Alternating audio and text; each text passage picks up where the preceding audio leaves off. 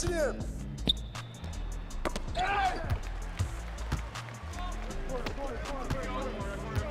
I see him.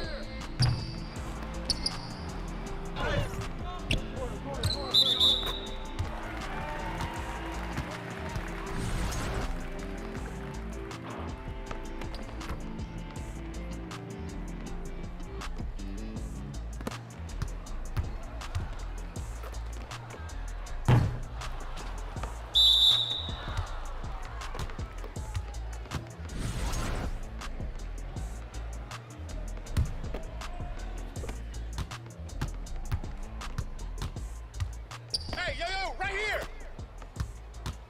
Ball going up. Stay there, stay there. Who's got ball? With the foul. Come on, y'all!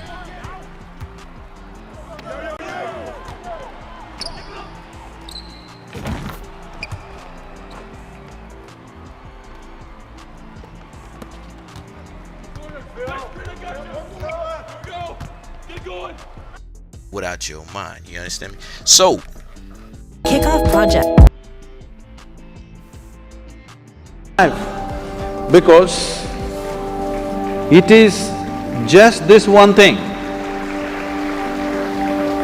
that this is not forever, this is just for a brief period of time. And the more joyful you are, briefer it becomes. If you're ecstatic, it'll just vanish in no time. Yes. So if you want to stretch it, you need to make yourself truly miserable. Otherwise, it'll be just gone in no time. If you come to terms with this, if you live this way, that every moment you appreciate one thing and only one thing, because the most important thing in your life is you're alive right now. To be alive, fully alive, 100% alive is the most important thing, because only if something is 100% alive can you make it yield something beautiful. Say you have a little plant in your house, or let's say a mango tree in your house, which is like this, which is just imitating you. Can you make it come out with lot of sweetness? No, it's alive in a big way. Now you can expect sweetness from that. Nobody has to teach the mango tree which is alive, please give sweetness. Anyway it will pour out, isn't it? I'm done spending an obscene amount of money on takeout every done. I'm getting back on track with Factor Fresh. Miserable people have to be taught, please be loving, please be nice to people, gentle to people, do this, do that. All these things necessary because in some way you become half alive. If you're exuberantly alive, it is natural for human consciousness to bleed sweetness every moment of your life. We don't know what great things you will do or not. We don't know whether you will climb Mount Everest or not. We don't know whether you will run faster than Mr. Bolt or not. We don't know whether you will become the richest man or woman in this world or not. But this one thing you must do to yourself, this one thing you deserve, this one thing is 100% in your hands, that you can live here as a joyful human being. This much is possible for every one of us. Our ability to fix the world around us, subject to various realities. Some things work, some things don't work. Because this involves too many forces. Sometimes it falls into place, sometimes it doesn't. But in our lives, will we do everything that we can do or not is determined by this, that only if you're joyful by your own nature, that is, you have no fear of suffering, only when you have no fear of suffering will you dare to walk your life full stride. Everything that you can do, you will do. In our lives, if we do not do what we cannot do, this is not an issue. But if we do not do what we can do, we are a disastrous life. It's my wish and my blessing that you should not become such a disaster. Everything that you can do must happen in this life. If that has to happen, the fundamental ambience that is needed is that you are a joyful human being by your own nature. What's the time? Sail on, huh? Let's do it. Thank you. Thank you. Sadhguru, the most important thing is that you're alive right now. If you wake up this morning, you will give yourself one big smile. Yes, sir, that's my boy. Well, that's my guy. I'm trying to win this game too, right alongside this. So let me say something after Sadhguru real quick. I don't want to just run another video. So, I fully believe and feel that it's no way for you to destroy yourself. And I think that's what kind of the wave we've been living on here as a consciousness for a little while now. And it kind of sucks because I grew up in it, and I wish that those that came before me could have defended against it. But it all in due time for everything, so it's not like we're missing something. I don't think we are. Like Sadhguru said, it's not time taken away. It's not just the sun going around the earth. I mean,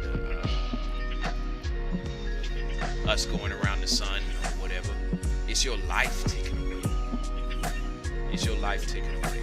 And so that's not what you want to be doing, but you don't want to just let it take away. You don't want to just and every day you're not grabbing something here in this reality. I heard somebody say, that was funny. I heard somebody say something in a video that I was watching the other day. They said that about gray hair. If you have gray hair, that's a sign that you're not coming back here no more. Like once you're done with this time, you're done.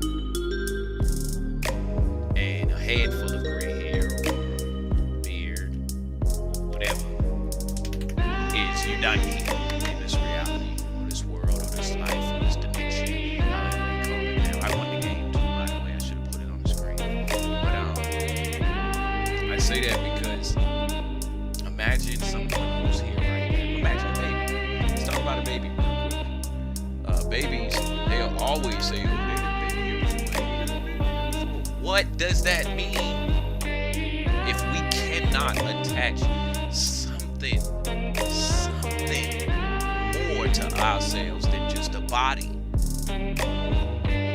we are not just our bills we gotta pay, the rent due, and shoes on our feet. We not just that. If you can say the little baby done been here before, if he done been here before, where is his money? Give me some of the money he saved up in the past life. He ain't got none. I'm taking care of him. Okay, well, shut up. He ain't been here before. But we can see that they have. And so, I don't know about you, but there is more to this. I don't know what you believe in. So let's watch one more little thing over here. Matthew. Is that Matthew? Let's listen to Matthew real quick. Matthew gonna tell you something.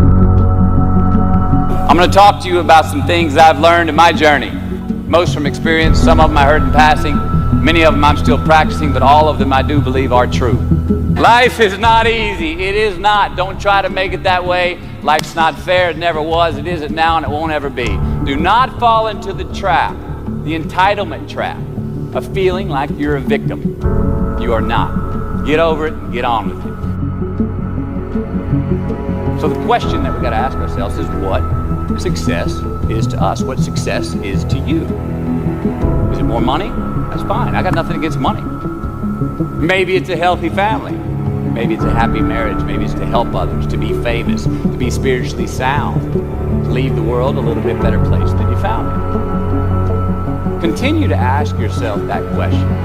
Now your answer may change over time, and that's fine. But do yourself this favor. Whatever your answer is, don't choose anything that will jeopardize your soul. Prioritize who you are who you want to be, and don't spend time with anything that antagonizes your character. Yes, sir. Yes, sir. Be brave, take the hill, but first answer that question, what's my hill? So first, we have to define success for ourselves. And then we have to put in the work to maintain it. Take that daily tally. Tend our garden. Keep the things that are important to us in good shape. Where you are not is as important as where you are. It is just as important where we are not as it is where we are. Look, the first step that leads to our identity in life is usually not, I know who I am, I know who I am. That's not the first step. The first step's usually, I know who I am not.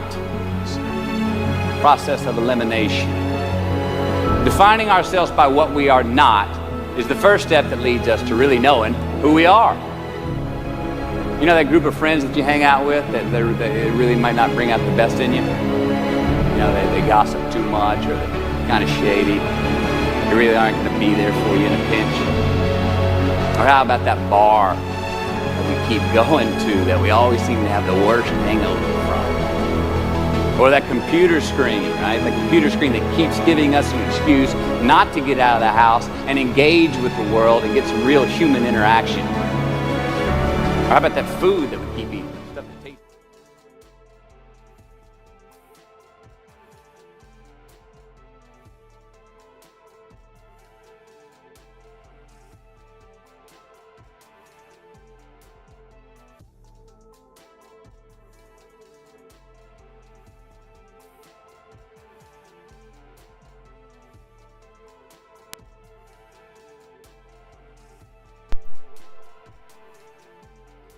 Can you hear me? Hey, I can hear myself.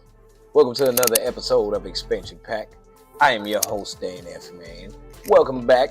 It's been a good, lovely, nice little weekend. I took a couple days off during the week last week, but we here. I came back on Friday, and now we back here again on Monday. We're gonna go through the I think Wednesday, Thursday, and Friday should be good. But Tuesday, I'm going to be out of here. I'm going to be off, y'all. I got to go on a field trip. So, with that being said, let's jump straight into our motivation.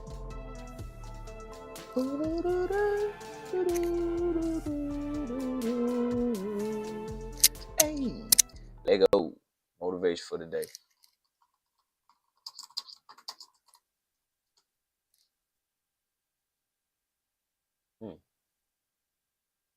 Let's go. It's my man's.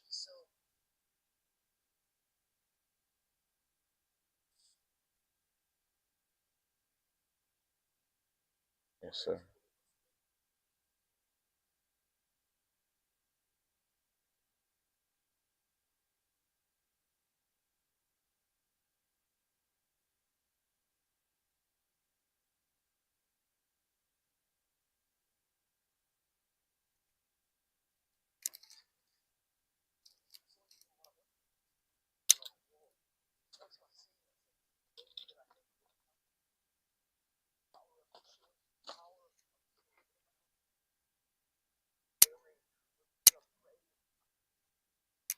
Yes, sir.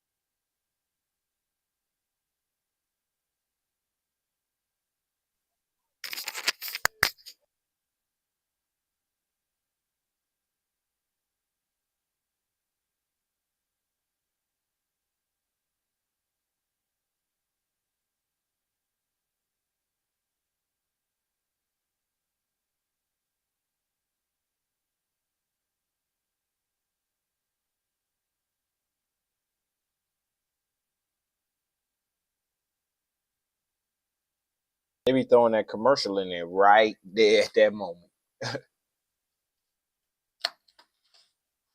Yes, sir.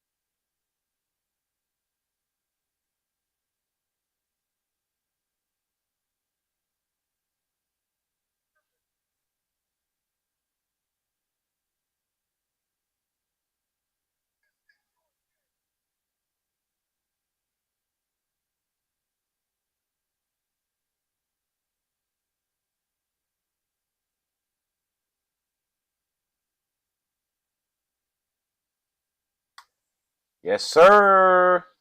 I definitely do. And my man's in them. So today we just thinking. Most innovative thoughts of our time. Let's see what we got.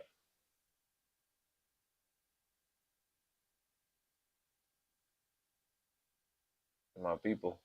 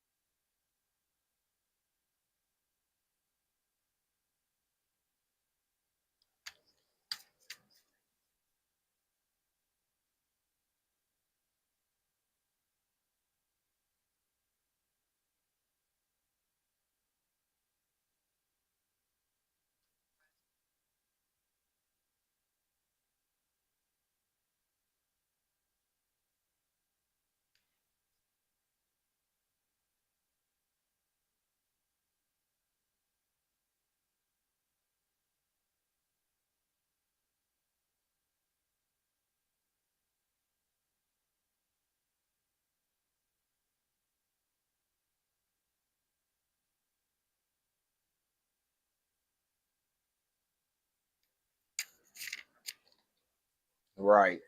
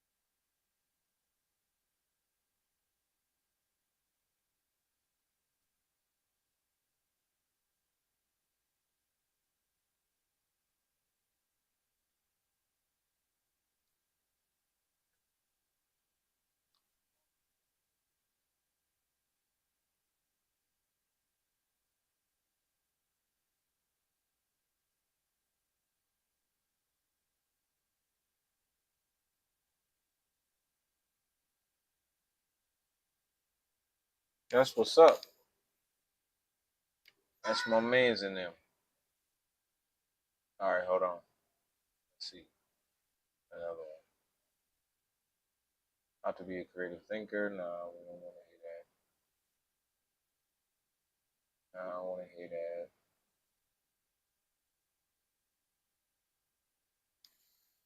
Hold on. Just thought of something. Check, check, check. Yeah, that's a little better. Anyway. All right, let's see what they got with the filter on. Filter fish.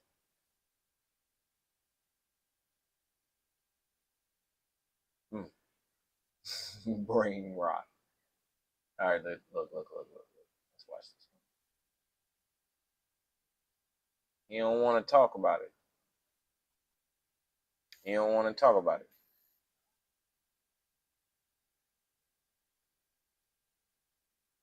Psych to go every time. Psych to go. Let's go.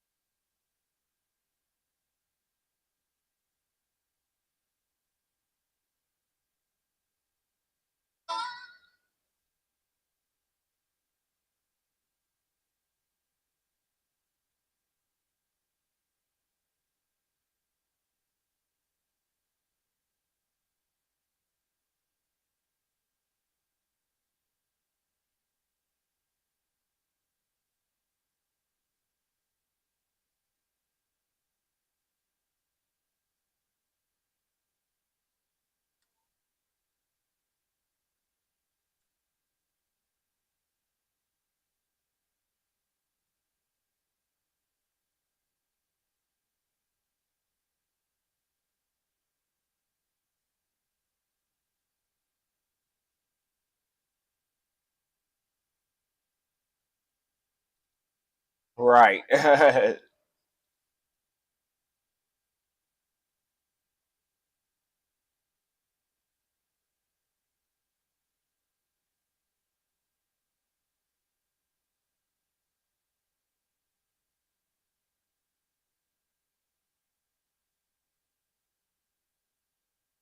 Hmm.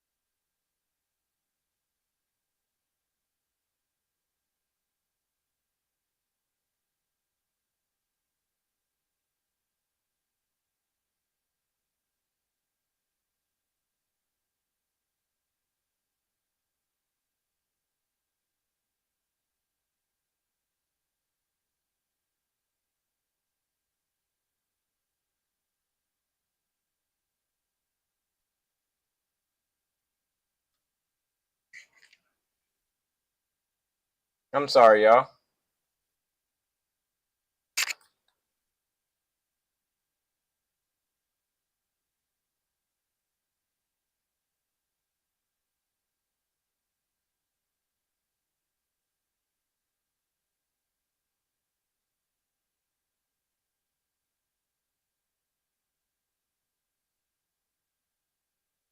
That's straight brain rot.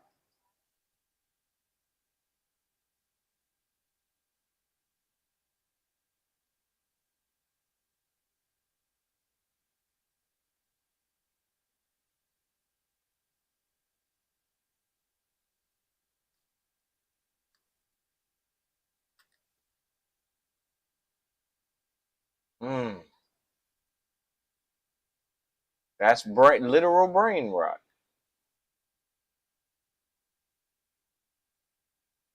Mm.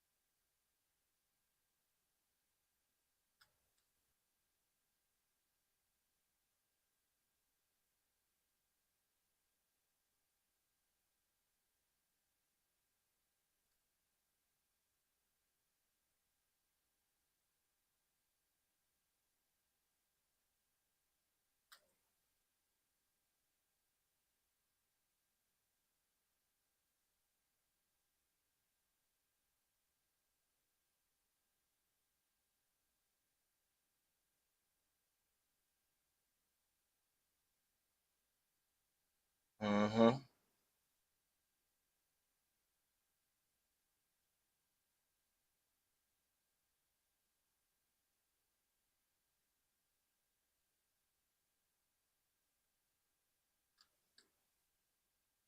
Hmm. Hmm. Yeah, that hit the spot. lives. Right.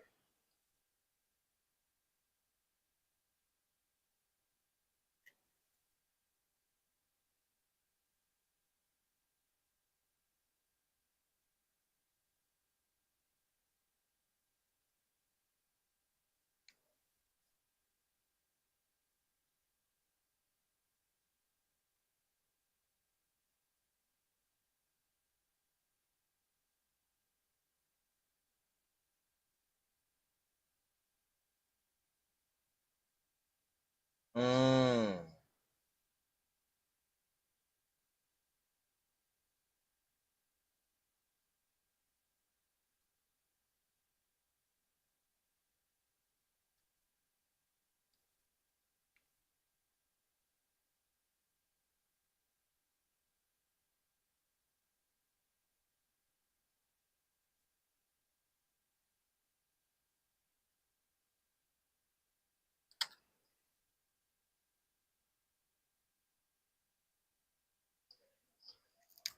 That's what's up. That's my girl. All right.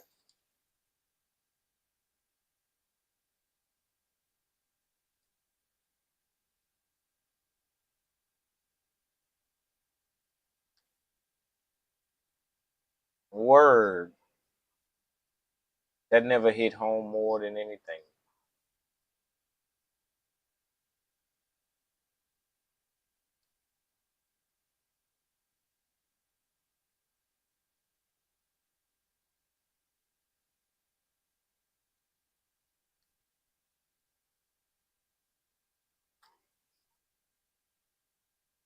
Mm.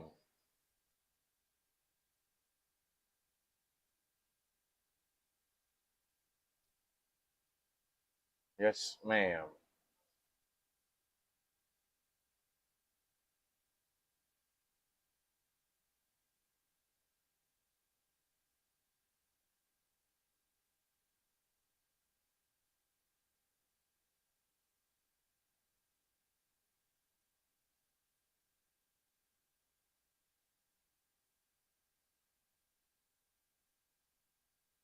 Mm-hmm.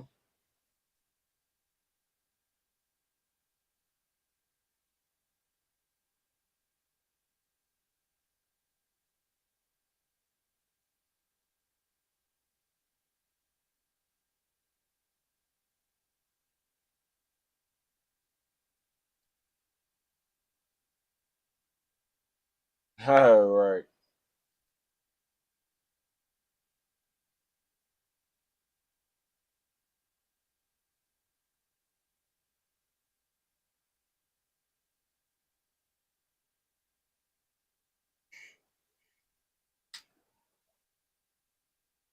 I just won the FIBA championship.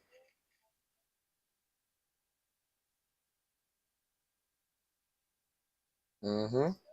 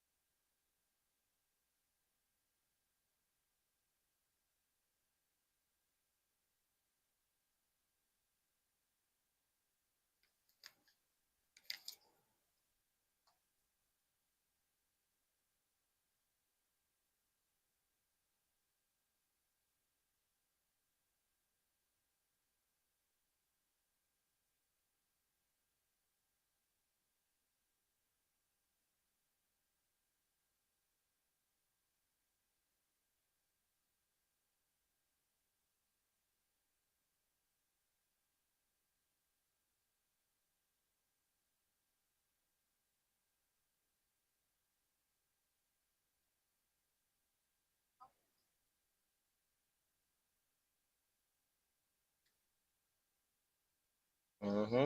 Mindful Mondays. Y'all know what time it is.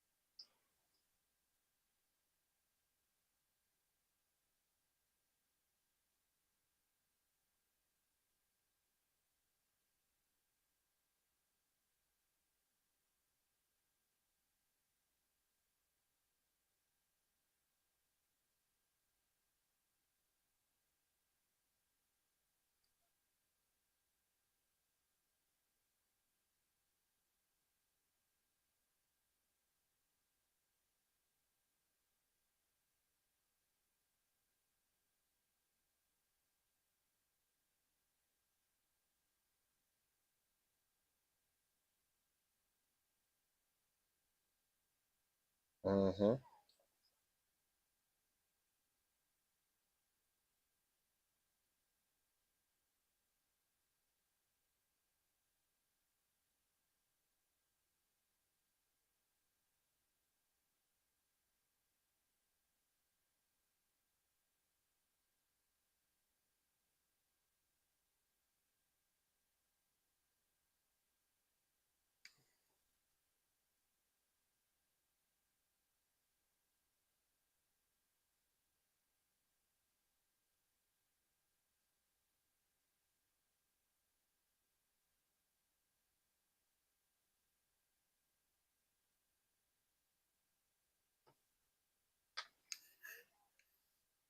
Oh yeah, definitely do. Let's get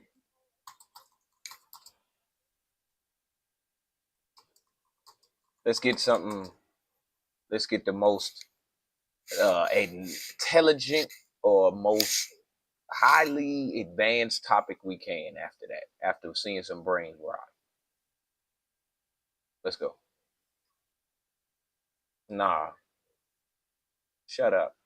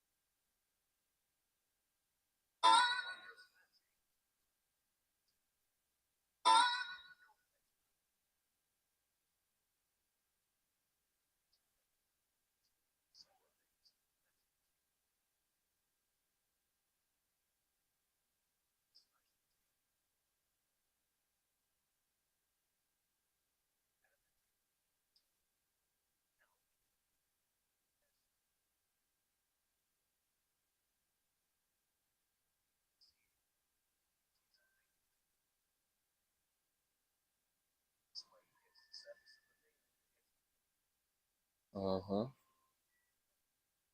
Hold up, run that back.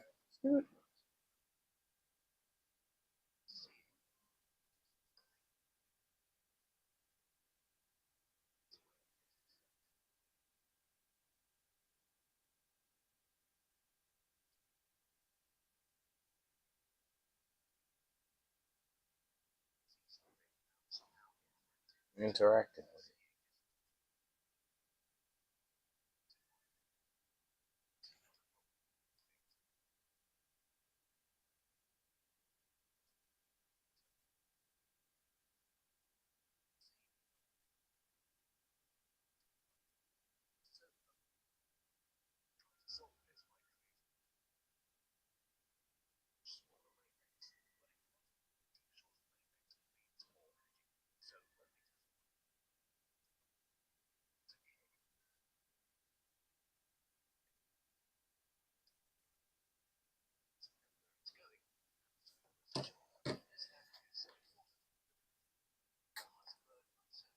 Hmm.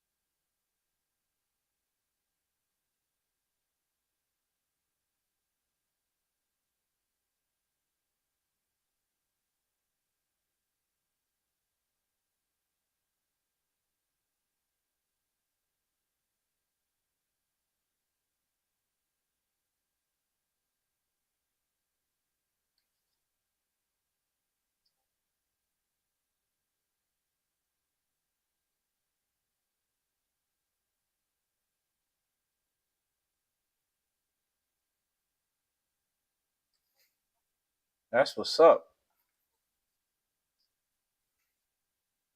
Let me see this.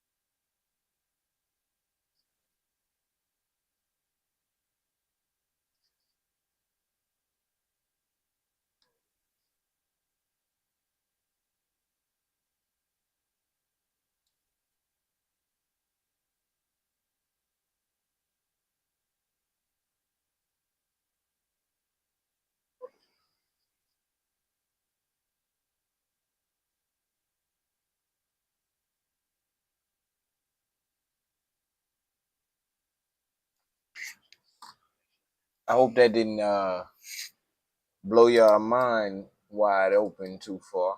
When you bring it back in, you know what I'm saying?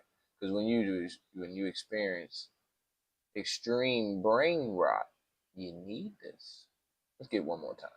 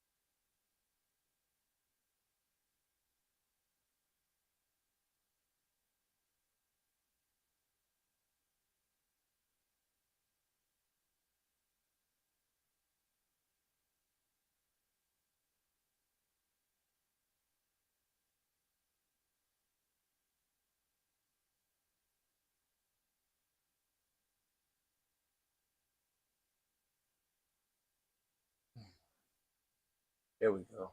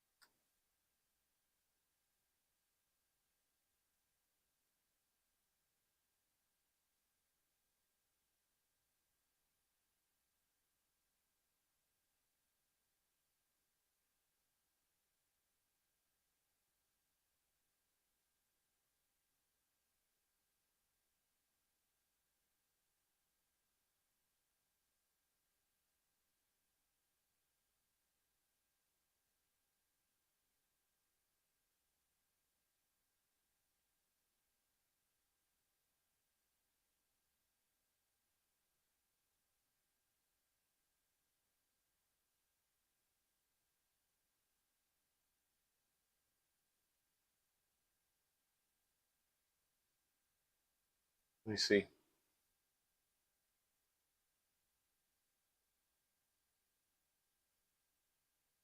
I'm tunneling. Okay.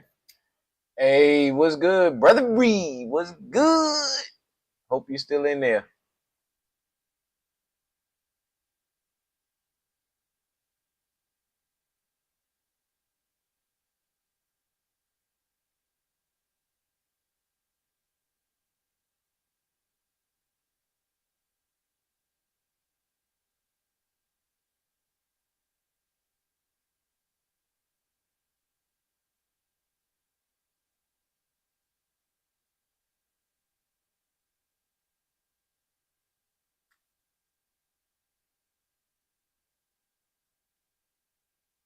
Brother Reed, if you still out there,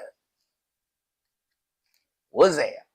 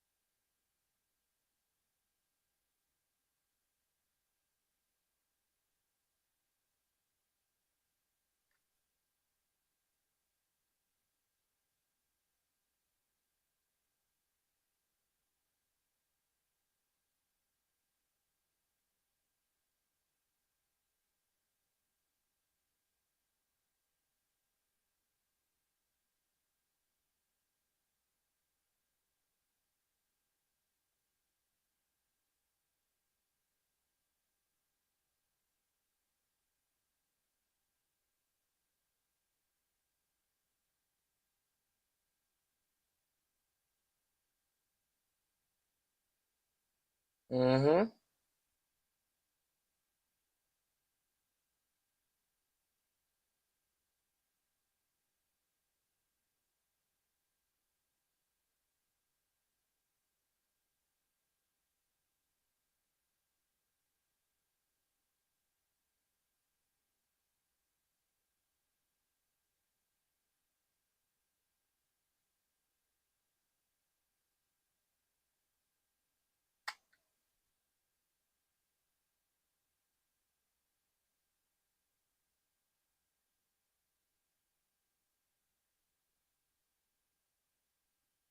Mm.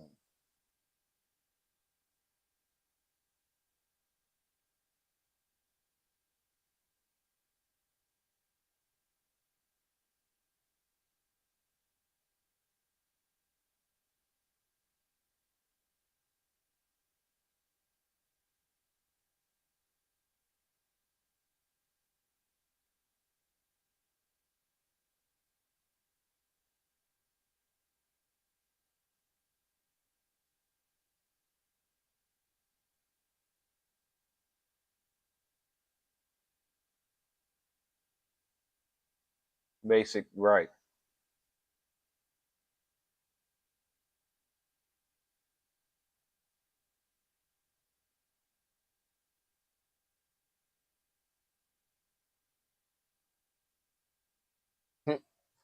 Hey, I'm glad y'all got a basic understanding of an advanced topic.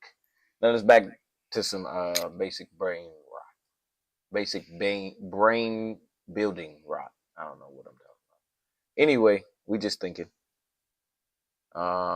Manifesting thoughts. Earl Nightingale. We gonna listen to some Earl. Y'all know what time it is. I spelled Earl wrong. I mean Nightingale wrong.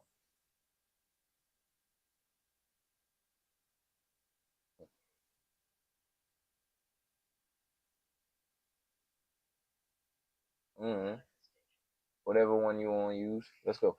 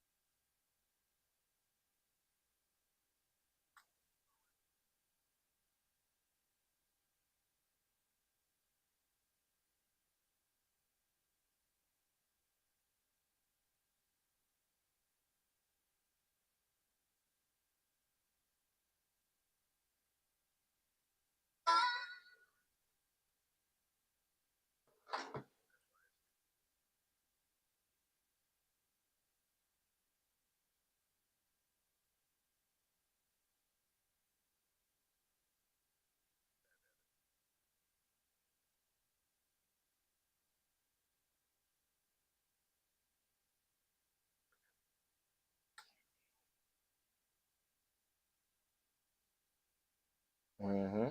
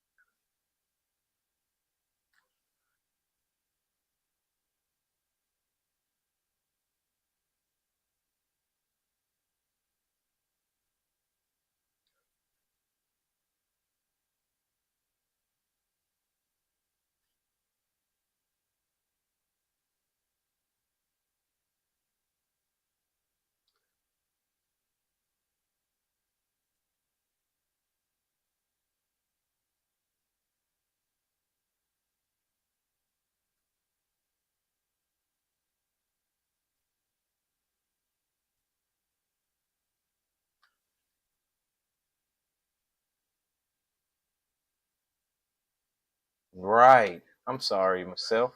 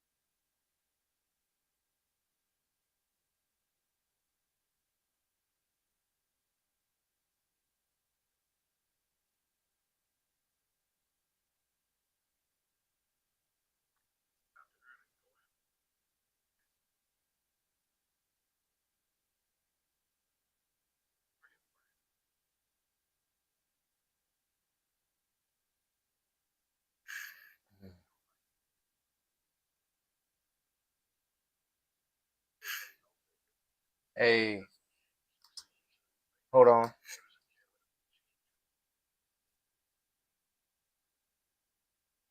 Oh my gosh, no sound from the video? Wonder how long that's been going on. Probably a long time.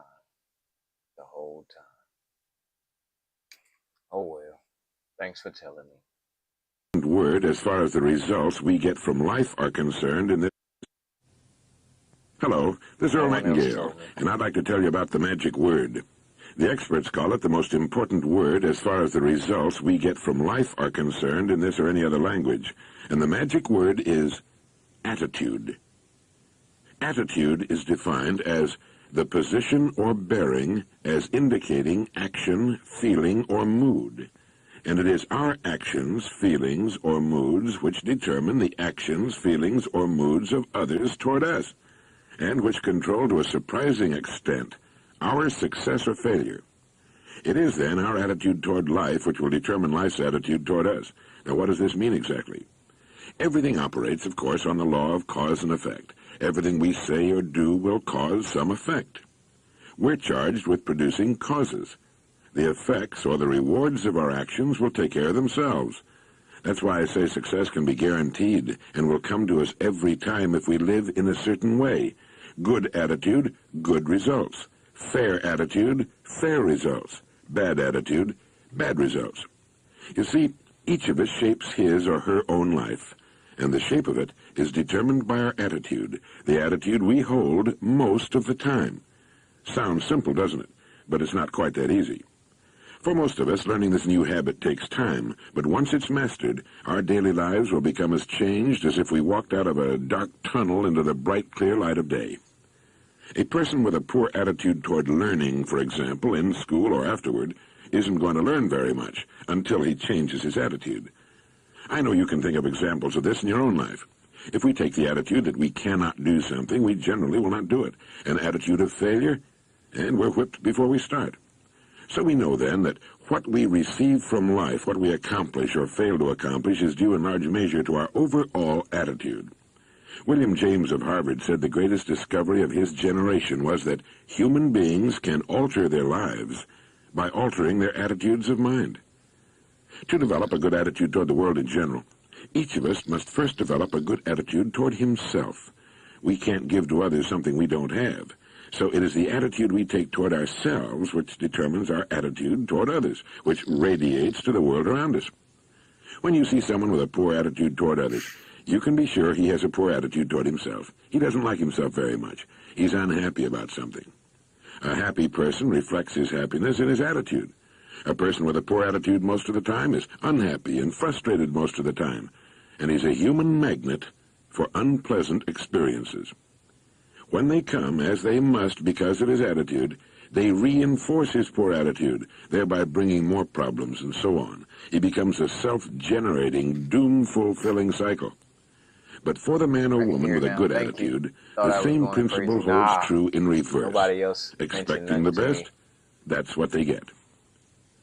Why would a person persist in a poor attitude, expecting the worst? I muted it earlier before I even started, and forgot to unmute it. Well, we're so familiar with ourselves that we tend to take ourselves for granted. We tend to minimize what we can accomplish, the goals we can reach, and for some equally strange reason, we believe others can reach heights which we cannot. Right. We tend to overlook the fact that there is enormous undeveloped potential within each of us, a great reserve of talent and ability which we habitually fail to use. There are millions of human beings living narrow, darkened, frustrated lives, living defensively, simply because they take a defensive, doubtful attitude toward themselves and, as a result, toward life in general. Attitude is the reflection of a person. What's going on in the inside shows on the outside.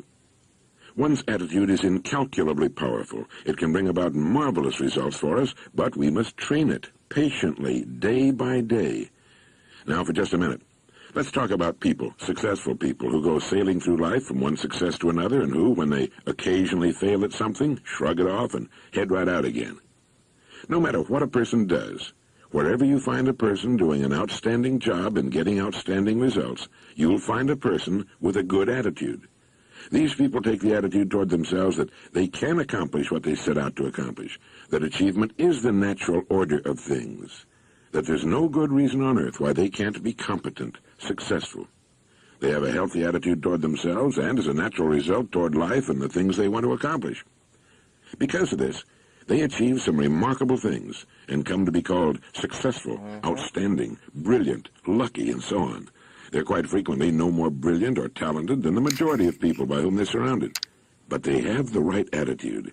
They find their accomplishments not too difficult simply because it seems so few others are really trying, really believe in themselves. Successful people come in all sizes, shapes, and colors, and in widely varying degrees of intelligence, background, and education. But they have one thing in common. They expect more good out of life than bad. They expect to succeed more often than they fail. And they do. When you want something worthwhile, take the attitude that there are a lot more reasons why you can have it than why you can't.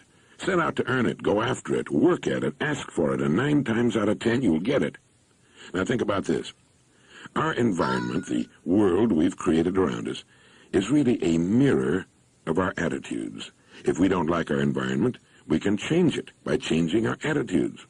The world plays no favorites. It's impersonal. It doesn't care who succeeds and who fails, nor does it care whether we change or not.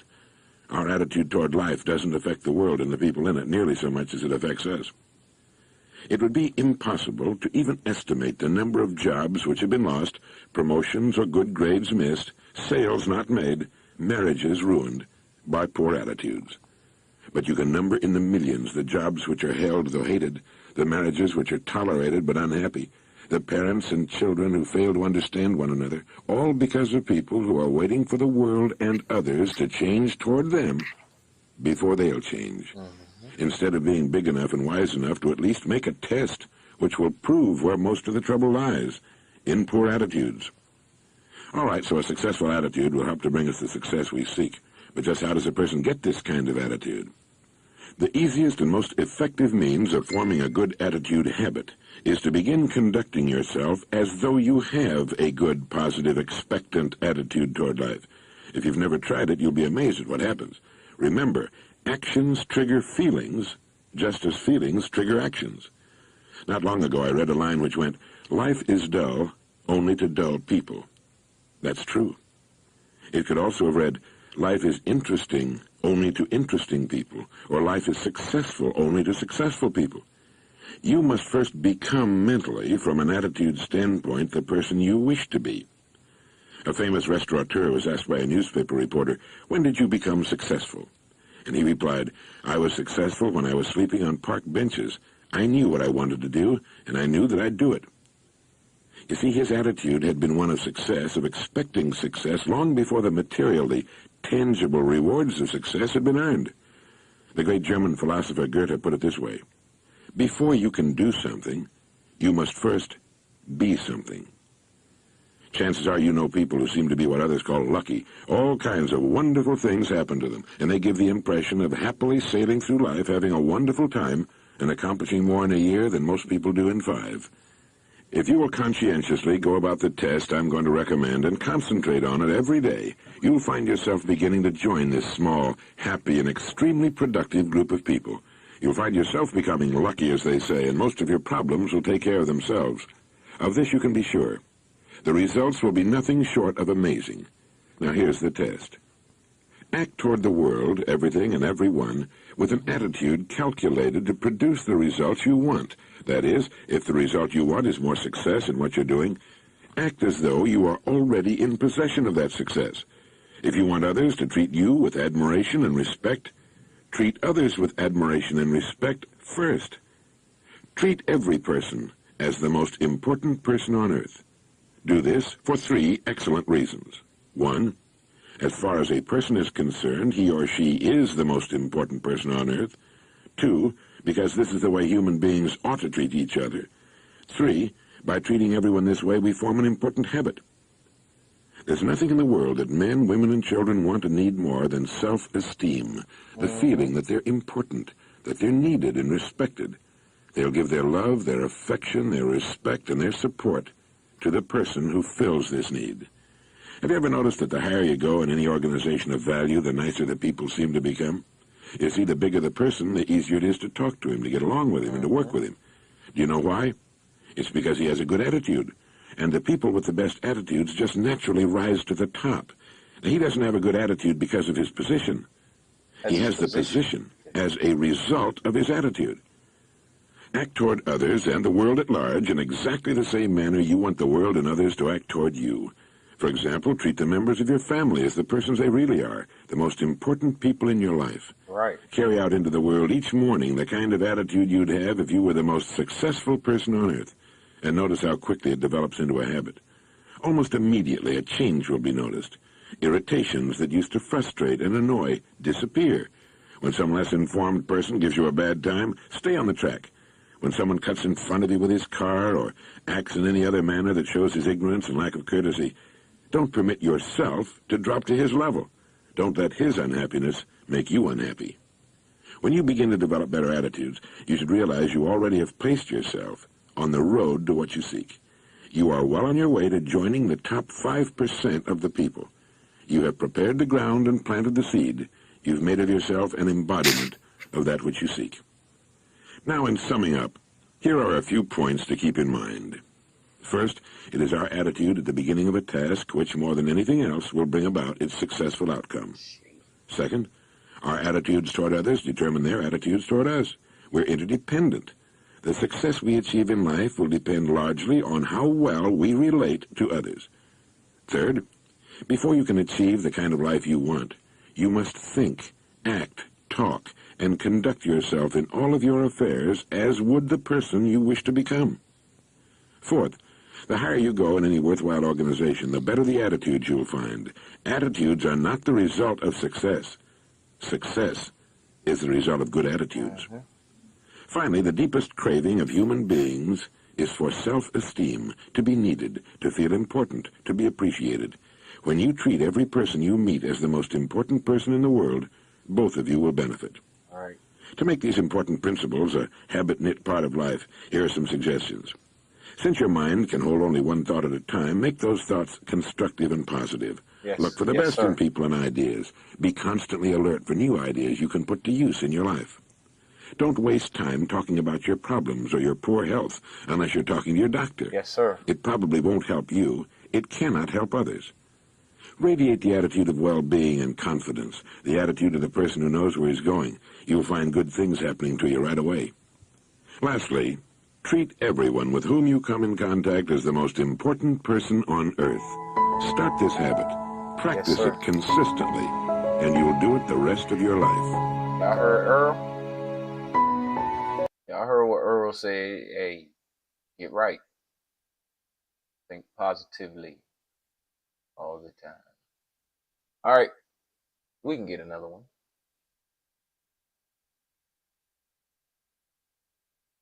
Let's rewire Dr. Joseph Spence. Nah. All right. Let's look at this attitude. Creating your attitude wrong. Hey, my man. When I started Walton Robert Goggins Greene. Goggle Glasses, I knew I'd be its fancy name and pretty face. Your attitude is either opening or closing your mind, making you a conventional thinker or a youthful, creative maverick.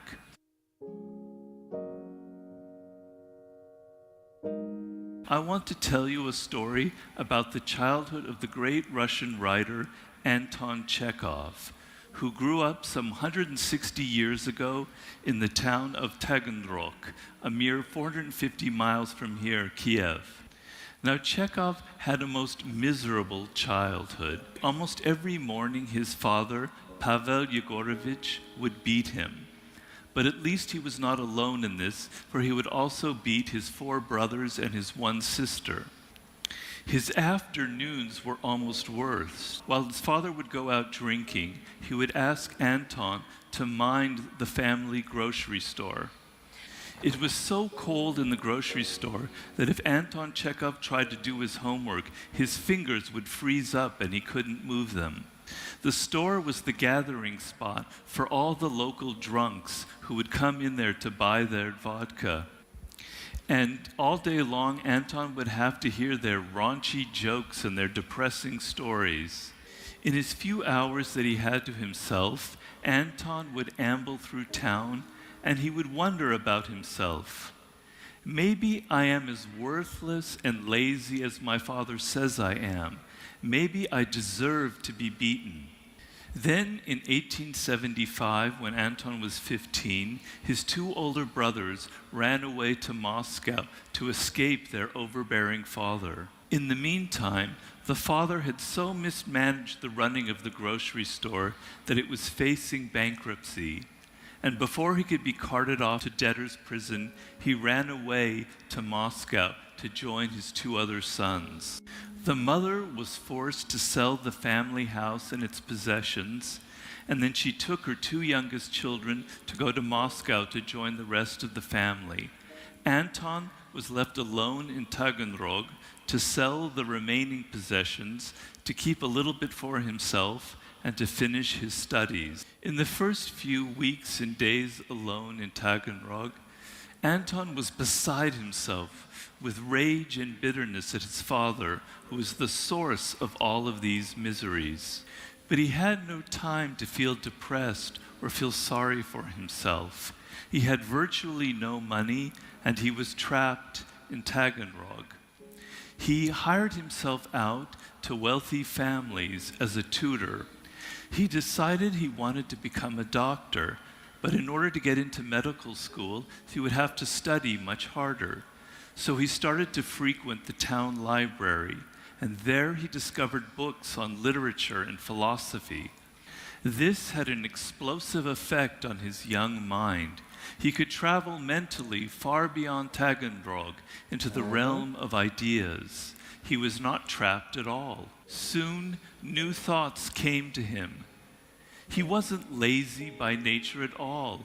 He loved absorbing his mind in the ideas and the lives of his students in his tutoring. He could support and take care of himself. He was not worthless at all. Finally, alone, he could think for himself and reevaluate his life. Even Taganrog was not that bad. All of its strange characters in town were now supplying him endless material for the short stories that he was beginning to write. That's my then guy. One day, as he was walking through town, the greatest day of his life, he had an epiphany. His grandfather, whom you can see in this picture, had been born a serf. And beset with feelings of rage and inferiority, he began to beat all of his sons. But the grandfather had saved enough money to buy his family's freedom, and he set up all of his sons in different businesses. But no one had as much emotional baggage as Anton Chekhov. The secret, as Chekhov discovered, was to taste for just a moment that freedom and sense of power that can come from letting go of the past and facing the future with a fearless and life-affirming attitude. Once you taste this freedom and power, there is no going back. You will want more and more of it. We shall return to this idea of the foretaste of power and how to achieve it in your lives. But right now, I want to go more deeply into the science behind this idea of the attitude. The great psychologist Carl Jung once wrote, "Attitude is the readiness of the psyche to act or react in a certain way. To have an attitude means to be ready for something definite, even though this something is unconscious. Right. For having an attitude is synonymous with an a priori orientation to a definite thing. What this means is that in the course of a day, your brains are receiving thousands of stimuli from the world, and your minds interpret the stimuli according to this a priori orientation or disposition. Our minds anticipate excitement or danger in what we perceive, and this colors what we see. No two people see the same events in the same way. Our interpretations of the stimuli can vary depending on our mood, whether we are happy or depressed. But in general, each one of you has a predominant orientation, a way of anticipating events. We are never conscious of this, but because it occurs so naturally and quickly, we assume that we are seeing the world as it is, instead of the fact that we are actually seeing the world as filtered through our attitude. And this attitude can be a mix of factors. It can be a product of genetics. Some of us are simply born more anxious than others. It can be a product of powerful experiences in childhood or in youth. Now let me explain how this attitude works by giving you an example. Let's say we're taking a walk through a forest path on a very beautiful day, on a very beautiful sunny day, and we're alone. Suddenly we turn a corner and the path is blocked by this stream in front of us. There is no way to continue this walk unless we somehow cross the stream. Now one of you might look at this scene and notice that across the stream is a beautiful meadow where the path continues. You will notice some rocks in the stream that you could possibly jump across to get to the other side. You don't mind if you fall, and you don't care if your clothes get wet. It's a fun challenge, so you decide to jump across the rocks, you go to the other side to the meadow, and you continue your beautiful, blissful walk on this path. Now another one of you will look at this scene and see something much differently. You will notice clouds on the horizon that might indicate rain in an hour or two. You notice some moss on the rocks, and you imagine yourself slipping and hitting your head on them. As I continue to upgrade my style when I come to the game. There you go. And if you fall into the water, you might catch a cold and get sick. And even if you somehow manage to cross this stream, you're going to have to recross it on the way back. No, it's not worth it. Although you feel frustrated that this is the end of the walk, you turn around and go back. Here, two people are seeing the exact same thing, but one sees only dangers and obstacles, while the other person sees a fun challenge. We can say the same dynamic in business. As an entrepreneur, you have a goal, a project, or a startup to realize. You begin the process, but suddenly there's some obstacles that block your progress. One of you will focus on the bad things that will happen if you go ahead, and so you turn around. Another one of you sees the obstacles as an opportunity. This means that most people will be discouraged from proceeding, and you'll have the entire field to yourself. You embrace the challenge. It's a test. It's a way to prove yourself. It's a way to toughen yourself up. This is the entrepreneurial mindset, what you must work to adopt for yourself. We can compare the attitude to the aperture of a lens. When you are fearful, that aperture tends to close down, giving you a narrow perspective on the world. If you take in less, you have less to fear. But as your mind closes down, you miss seeing opportunities and coming up with new ideas. Some of the best ideas in business are creative combinations that no one had ever thought of, such as microtechnology and music, and voila, the iPod. But if that lens opens up and expands, suddenly you can see all kinds of combinations and connections out there in the world that nobody else is seeing because of their fearful, closed lens, the way they're looking at the world. In this case, the chaos of the world is not something to fear, but something to exploit. Now you can come up with all kinds of incredible combinations of ideas because of this chaotic, wild world that we're living in. This is the source of all creative thinking. Man, that ended too abruptly.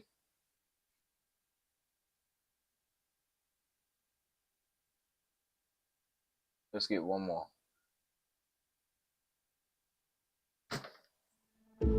There are many ways to get the things that we want for ourselves in our lives. But basically, it all begins with how we choose to think.